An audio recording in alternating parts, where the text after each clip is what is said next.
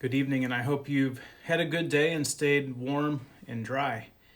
I want to continue with this theme of reflecting on some of the saints that have been very impactful in my life, and I know many of you have experience with these very same saints because they have such wonderful appeal to the whole church. The saint I'd like to highlight tonight is important in the life of my family. I mentioned it at Easter, and the saint is Saint Therese of Lisieux, the little flower. My little sister, the 13th child in our family, was born about 23 years ago and only lived about a day. And even though she lived for just a short while, the impact she had on our family and on my life and vocation was much greater than that single day of life here on earth. And I remember her being baptized and confirmed by a priest before she passed, the great impact that had on me and on our family, knowing that because she was brought into God's family, she would be sort of our personal saint. So we go to my sister Therese often for favors, but also for guidance and help. Saint Therese of Lisieux was the youngest of four girls, born in France, and by her own admission, she was a spoiled brat, and she gave her parents, especially her father, a hard time. She was very demanding, very temperamental. She'd melt down very quickly when she didn't get what she wanted. But then, still at a young age, God gave her this grace of maturity. She began to recognize how she really caused the people around her to suffer with her selfishness and with her being so temperamental. And so she began to use that sensitivity that she had that had been a hardship to her family. She began to make that a great asset by being very spiritually in tune with other people and also with God. Now, she was a pest, and she wanted to be a nun, and she even went to Rome and met directly with the Pope, if you can imagine that, I think as like a 12-year-old. And again kept asking the Carmelites, let me in. And finally she got her wish when she was still much younger than was the custom to enter the convent.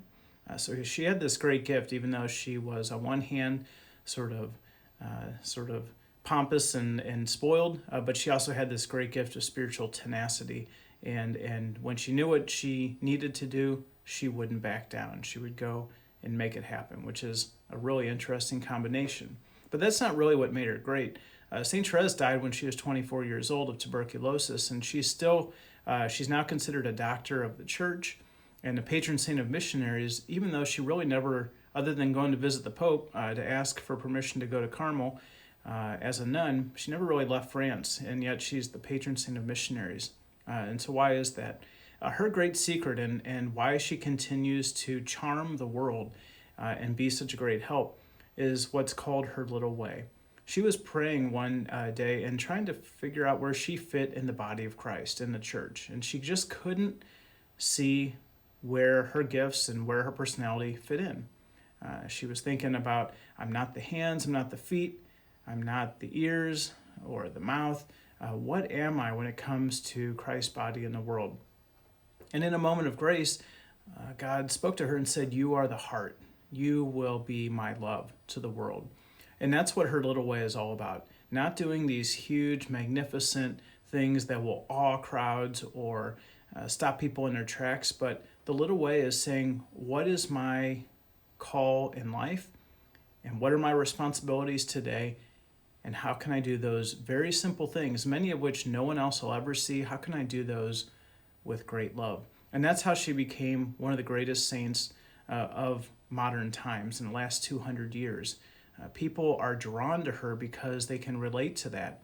All of us, you and me, most of us will not do huge, amazing, incredible things that'll make the history books. We will do ordinary things in our ordinary lives, but when we do them with great love, they make us holy and they make other people holy. And so that's why St. Therese, in addition to also my sister, baby sister, sharing that same name with her, why she's important to me. I was thinking about leaving the seminary when I was a junior in high school, and also when I was just starting college seminary. I thought about it as well. And the first time a priest gave me the book, The Story of a Soul, the only book that St. Therese wrote. In that, her little way really encouraged me in my vocation and kind of made me realize that even though I felt like and still feel like I can only do small things, if I do them with great love for God and for others, they can be exactly what's needed in my life and in the life of the church.